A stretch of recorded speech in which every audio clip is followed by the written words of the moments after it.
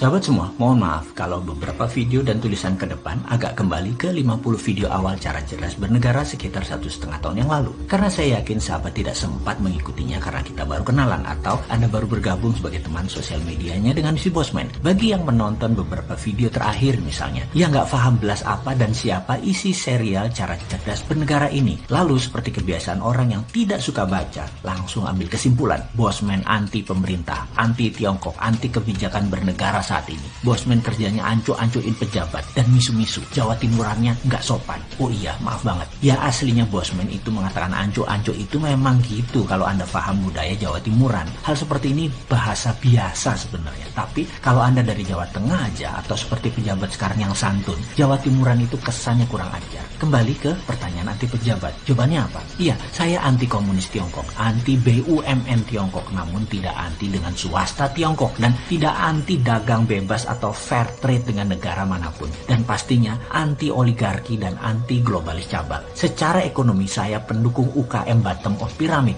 anti negara berbisnis, anti BUMN di bawah kementerian. Kembali ke serial cara cerdas bernegara, maka ini semua adalah pelajaran Lemhanas dipopulerkan. Sahabat tidak perlu baca banyak buku atau ikut sekolah tersebut kalau memang belum mau jadi pejabat, namun memahami bela negara adalah hak setiap warga negara. Maka pelajaran awal dari pemahaman bela negara adalah memahami apa itu nation, apa itu negara. Ingat, negara bukan pemerintah. Negara NKRI itu bukan milik pejabat atau seenaknya mengelola negara atas nama pemerintahan yang memenangi pemilu. Negara punya rakyat Indonesia. Negara bukan punya pemerintahan yang 5 tahunan berganti mengelola. Kita semua tahu bangsa Indonesia lahir terlebih dahulu sebelum negara NKRI berdiri, yaitu ketika Sumpah Pemuda tahun 1928.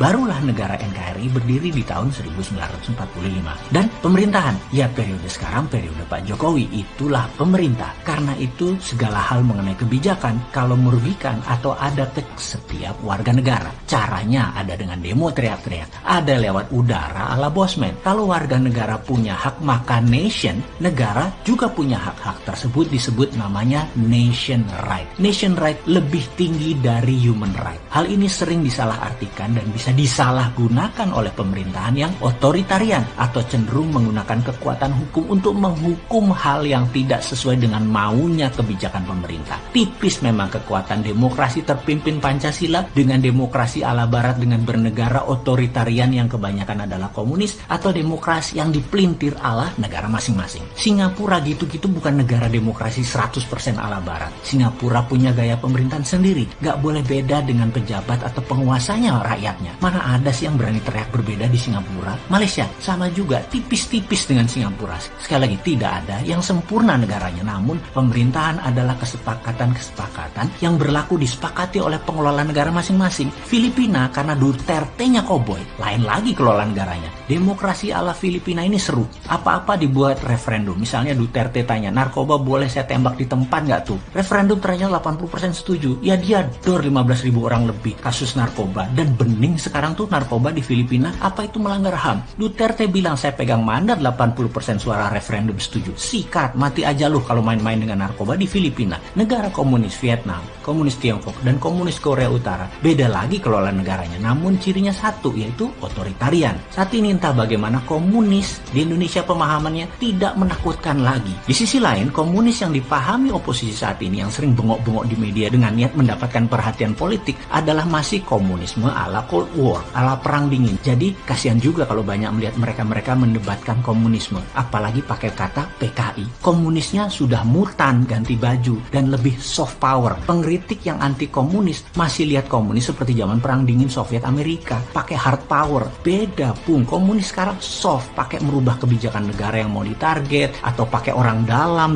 tanda petik. Perangnya beda, mainnya lebih cantik mereka sekarang. Jangan teriak model tahun 60-70-an zaman James Bond, zaman Cold War. Beda sekarang komunisnya. Yang menjabat sekarang podo nggak pahami. Karena itu kena jebakan dimainkan soft power. Lucu ya, yang mengkritik salah ilmu ketinggalan zaman, yang dikritik sama sekali nggak paham karena kesumpel cuan. Karena itu terlihat nggak nyambung kalau ngomong di media massa mainstream yang memang bukan solusi, tapi yang memang cari sensasi. Satu teriak PKI, yang satu kerjasama dengan negara komunis sebagai business as usual. Ini semua tidak akan terjadi kalau paham apa itu nation threat. Jadi apa itu ancaman bernegara? Kita tanya pejabat sekarang yuk. Ini perusahaan asing BUMN Tiongkok mengeduk tambang sumber daya alam di Sulawesi masuk ancaman nasional apa tidak? Hutang negara setiap tahun naik itu nation threat apa bukan? Impor yang tidak bisa terselesaikan selama 7 tahun menjabat ini yang naik terus kebutuhannya itu nation threat bukan? Kalau bukan ya lanjutkan. Kalau ancaman mana solusinya? Ngomong-ngomong, adakah lembaga di negara ini yang menentukan ancaman saat ini ya di Indonesia? Kok nggak ada suaranya? Apa memang nggak ada atau tidak punya kemampuan bernegara?